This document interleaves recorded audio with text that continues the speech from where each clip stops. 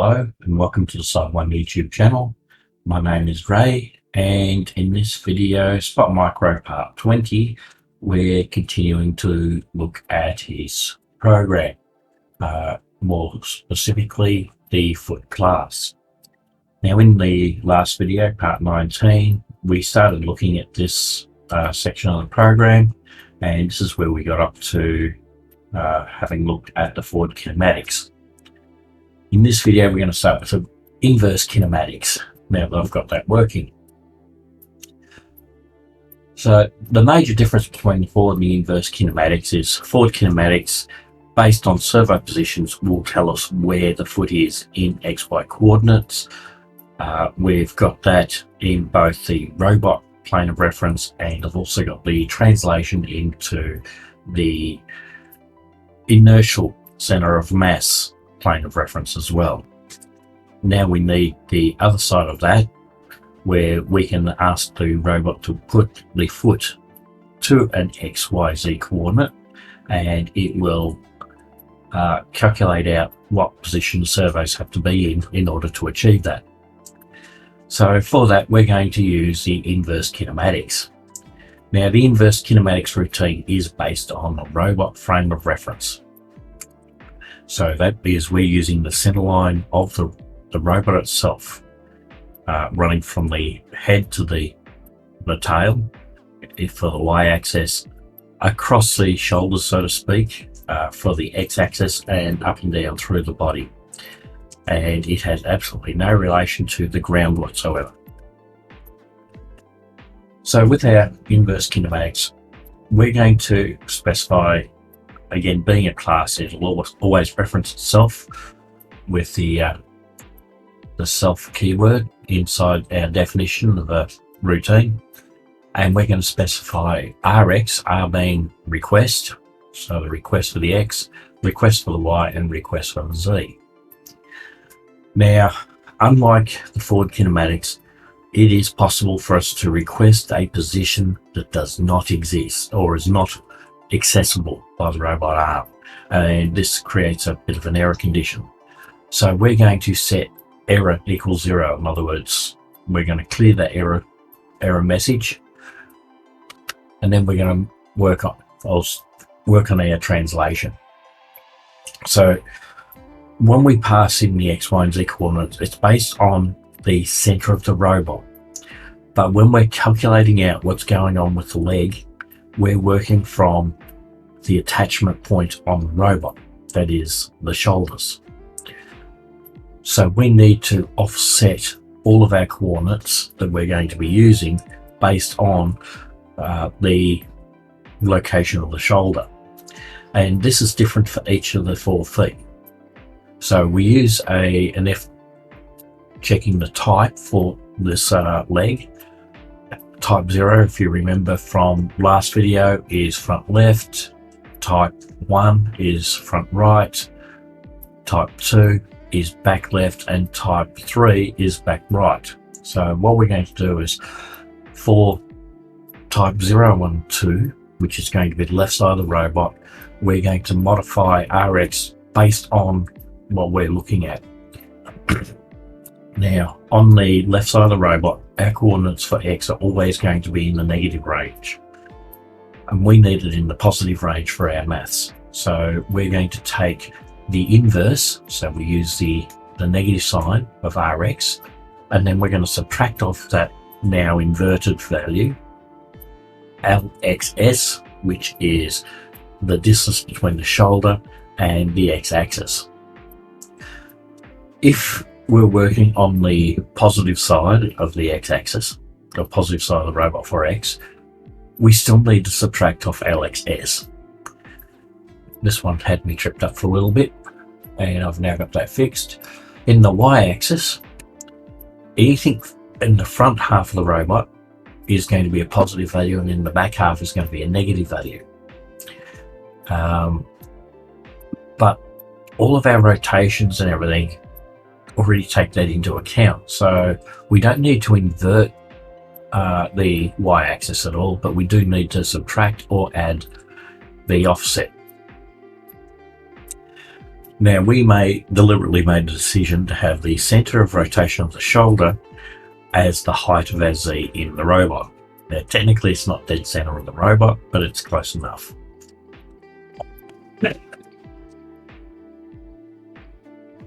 Alright, so the first thing we need to know is the length of the, we'll call it an imaginary line between the shoulder and the foot. And we're going to do this in the XZ plane. So 2D maths is always much easier than 3D maths. So we're going to do this in 2 dimensions. So we're going to look at the XZ plane through the robot, through that joint, and we're going to have a look at the length of the foot. And that's easy enough to work out. It's basically taking the coordinates of the X and Z axis, squaring them, adding them together, and then finding the square root. This is Pythagoras theory, and it's something you will have learned in school as part of your maths. Once we've got that length, we're going to try and work out the length of one side of the robot. So the top of the arm to the foot, which we're going to call LTFC. And so at the moment we know, based on the coordinates, LSF, or the length between the shoulder and the foot. But now we need to know, using a triangle, and at this point I think I might just flip back to the documentation I wrote, because I've got a drawing there. Okay, so in our drawing, I show LSF is here, and we need to work out this LTFC.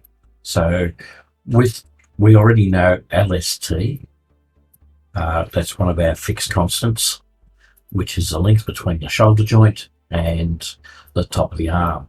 Since the top of the arm is always going to be a right angle in the XZ plane, we can actually use this Pythagoras theory. We just convert it around a little bit. So instead of LST squared plus LTFC squared is equal to the square root of those two squared and added together is equal to LSF, we can rearrange that formula to make LTFC the prime, or our result, which will be LSF squared minus LST squared. And we get that in the program. So let's just flip back to the program.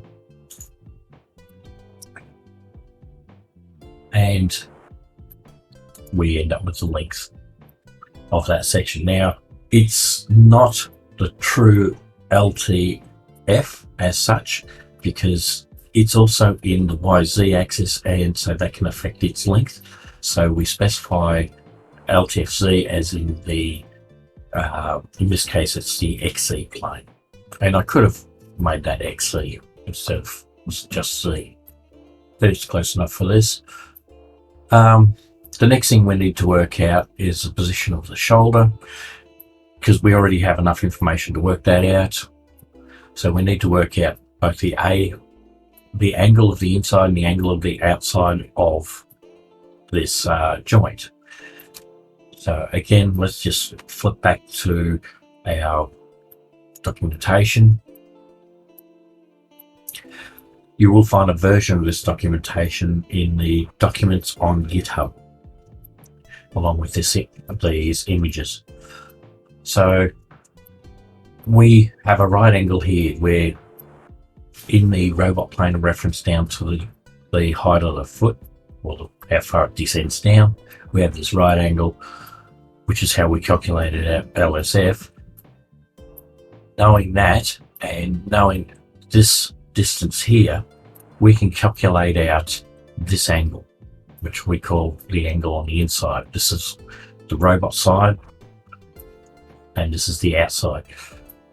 We also know the three lengths here. We know it's a right angle triangle, so knowing the this length and this length, or even this length and this length, we can calculate out this one as well. So back into the program.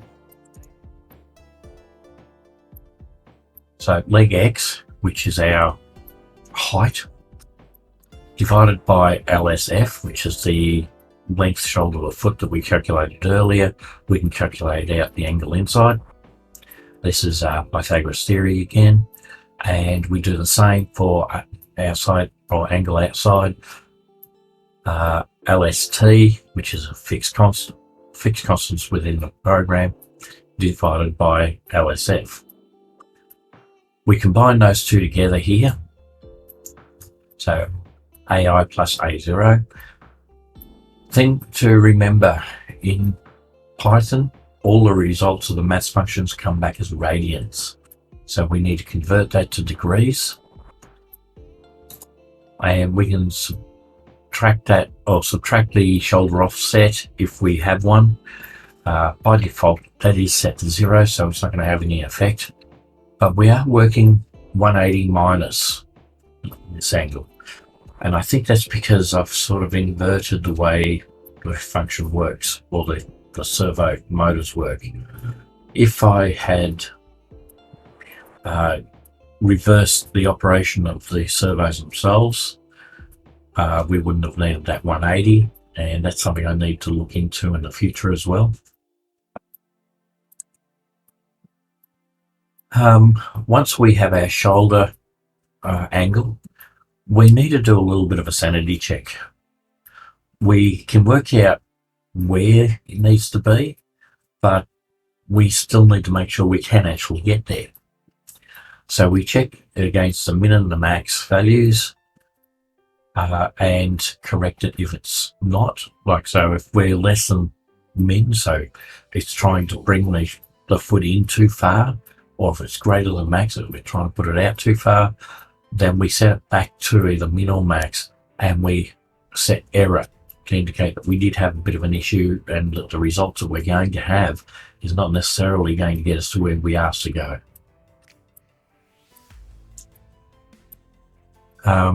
As part of debugging, I've got this print statement in there. Now that I've got that working, I don't actually need that, so we'll comment that out.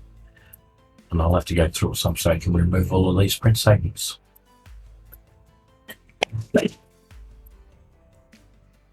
Okay, so LTF, we're going to work in the y-axis now.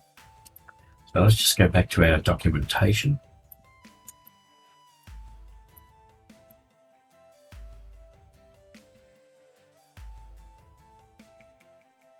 Okay, so when we rotate the robot around and we look at, and this is probably an inverted image, I probably should have mirrored it.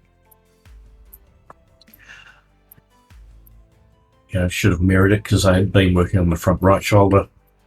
This is showing a view of the front left shoulder. In any case, we're still looking at these values. So the one that we need to work on next is going to be LTF. Now we have got this LTFC, which is the height from the top of the arm to the foot. And when we're looking at it from this side, you can see it is purely a Z. So we can, knowing AF, which is not AF, sorry. If we know this distance from the foot to the top of the arm, we can calculate out LTF. In this case, it'll be YT minus LYS. And again, we're just using Pythagoras theorem, the square of LTF, Z, plus this distance. So this length plus this length, you find the square root of that sum, and we get this LTF. Okay, so back into the program. LTF is the square of LTFC squared plus leg Y squared. Now, there's a bit of a catch here. Because we've essentially considered the pivot point of the arm to be 0, our foot can be either forward of or rear of that position. Now when it's rear of, it'll be a negative number for this calculation L leg Y, and when it's forward of, it'll be a positive number. Don't need that print statement anymore. That was part of debugging. So was this sleep for that matter, which gave the print statement time to run.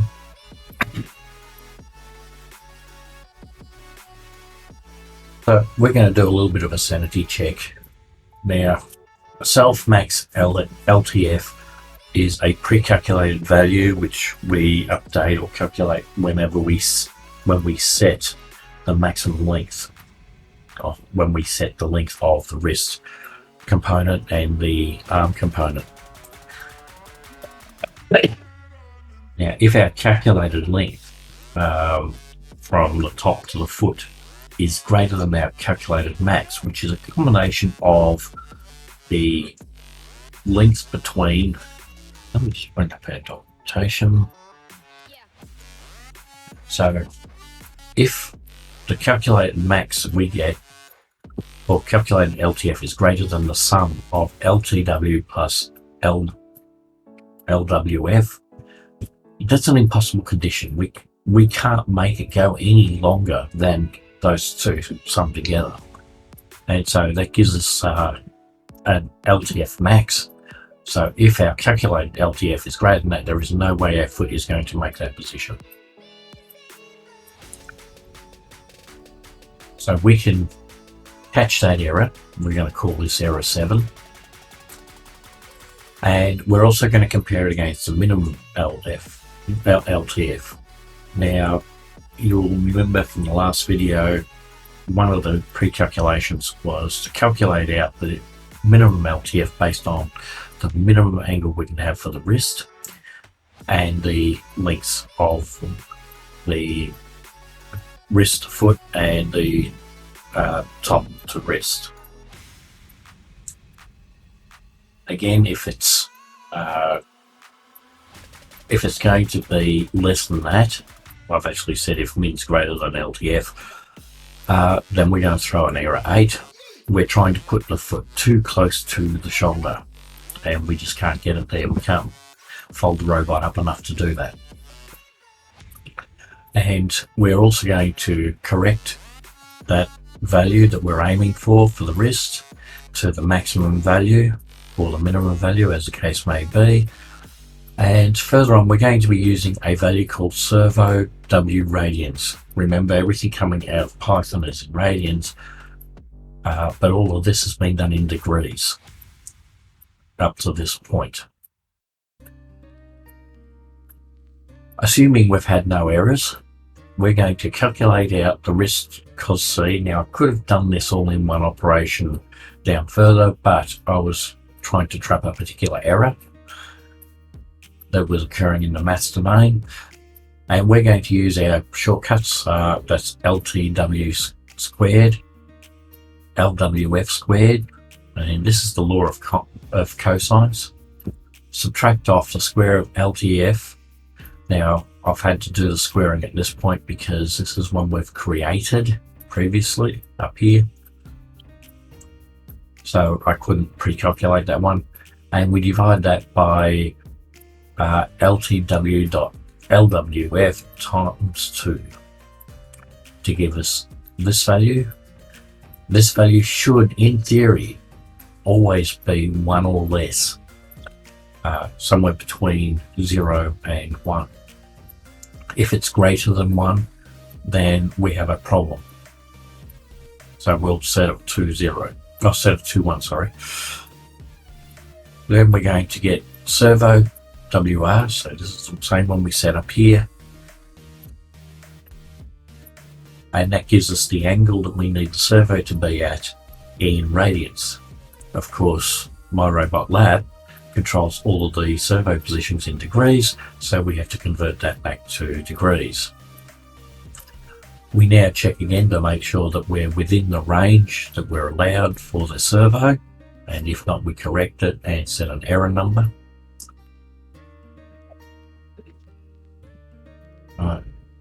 And now we can start working on calculating our angles again. So let's just go back to our documentation. I've already hit that. So we've just calculated out this servo angle here. Now we need to work out this servo angle here. Now that's a combination of AF, so that's this angle, and AFW, so the angle between the foot and the wrist.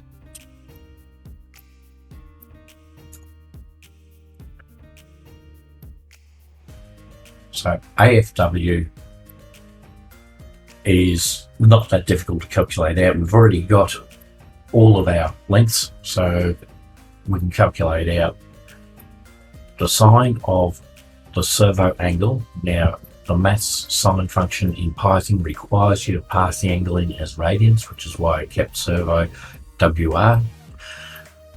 And we corrected that after we did any error checking up here. Multiply it by LWF, so length between the wrist and the foot, and divide that by the length of the top to the foot. Now, this is where I was talking about if the foot is forward of or behind the y-axis, we need to modify our results. So we checked leg Y. This was the one that was calibrated for the shoulder position, for the arm pivot. And if it was greater than, so it's a positive number, we'll use a positive result. If it was a negative number, we're going to invert our result of LTFC divided by LTF, which is, so the AFW is always going to be the same. It's always going to be a positive value, but when it comes to AF, it could be a positive or a negative value. Once we get this AF worked out, we combine or we subtract AF off AFW, convert that to degrees, add that to an offset if we have any. In this case, I think we have an offset of 90 because our arm is pointing straight down for 90 degrees. And we then do our sanity check, make sure that the arm servo is going to be within range. So we have the arm min, we have the arm max, we set an error code if they're not, and set them to a value that is obtainable. We then pass back the error value, so if no errors occurred, it will still be 0. We then pass back the shoulder, the arm and the wrist servo values that we calculated. Now, for the inverse kinematics based off the inertial measurement unit, essentially we're just doing a translate. So we're going to translate our requested position for the X, Y, and Z, the inertial center of mass plane of reference. We're going to translate that into the robot frame of reference. Once we have that, we can actually then just call on our pre-existing that we've just gone through inverse kinematics. So this is actually not that difficult, but you do have to follow through it step by step. So we do know, as with the inverse kinematics, we can calculate out the length between the center of the robot. So in inverse kinematics, we're calculating it based on the shoulder to the foot. In this case, we're going to base it on the center of the robot, or center of mass of the robot. We're going to calculate the length of the leg. And we're going to do that in both the XZ plane and in the YZ plane. And that'll give us two different lengths. Because the center of mass might be all the way forward and we're looking at the back leg, it's going to be a longer distance than coming from the leg of the x-axis or the XZ plane. Once we have that, we can now use Pythagoras theorem again, convert it around, and we can get the angle of that line. Once we know the angle of that line, we can actually subtract off that the current roll and pitch. So in the case of roll, it comes off the x-axis, and in the case of pitch, it comes off the y-axis. Now that we have this corrected angle, we can actually, we need to do a little bit of translation. I did actually forget the way the x and the, when we're dealing with the x-axis, we have negative values coming back, and I needed to keep track of that. So when Rx, so the original requested input, is negative, we need to invert the value we get out of this function to get the new length. So we're actually calculating a new XCL based on a different angle. And we're doing that for the X, the Y, and the Z. Once we have the new angle, we can add the offset in. And once we have our COM-X offset, so this is the offset between the center of mass and the center of the robot. That gives us our new value that we're going to return, which is the X, Y, and Z in the robot plane of reference for X, Y, and Z.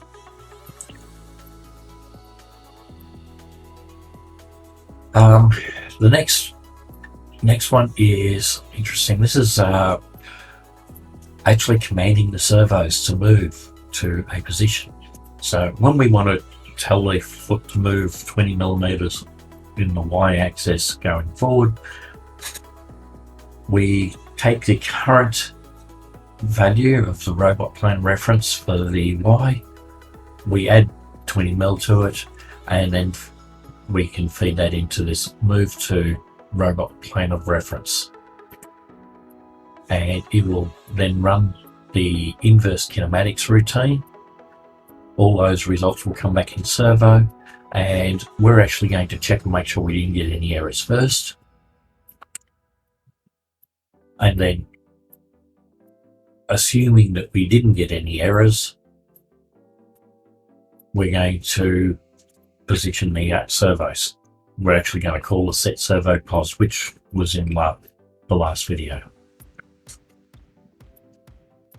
And we're also going to return in that function the same results we got back from the inverse kinematics. Rotate about COM is very much like the translation. In this case, we want to find out where we need to set the feet in order to achieve a particular pitch or roll. So from our inertial measurement unit, we may have discovered that the robot's head is slightly down. It's leaning forward. We need to level the body of the robot so we can actually calculate where we need to push the feet in order to get the robot's body back to level. And so we use this to do the calculation of rotating. And that gives us a new set of coordinates for X, Y, and Z. And remember, this is for each foot. And move to inertial center of mass plane of reference. All movements, or all of our inverse kinematics, is done based in the robot plane of reference. So we need to convert the inertial measurement. So in this case, the inertial center of mass plane of reference. We need to convert that to the robot plane of reference. So we call this IMUIK. It's probably not the best name for it, but it'll work for now. Once we have that, we can actually call the inverse kinematics routine, which returns this dictionary as servo. We can check that dictionary, see if it was 0, and if it was 0, we can actually then set all of our shoulder positions together.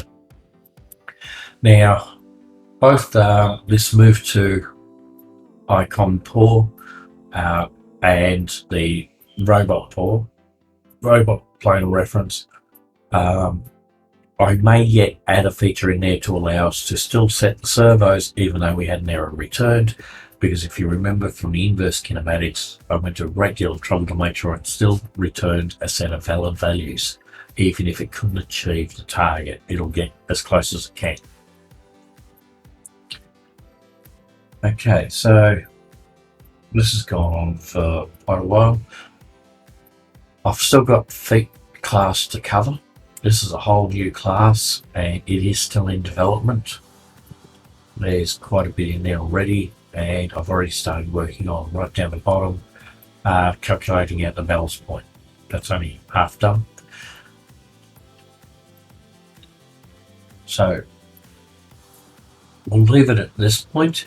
If you like these videos, don't forget to click on like, subscribe, ring that notification bell. It's a form of support that costs you nothing, but does help the channel a great deal. If you'd like to support the channel further, I do have a Patreon account. At this point, I'd like to thank my long-term Patreons, Go Lucky, Lorenz Berger, and MRL45. If you've got any questions, you can always ask in the comments, or you can go into the Discord. I actually see the Discord comments a lot earlier than I do the video comments. And I will do my best to answer your questions in there. And we'll see you in the next video.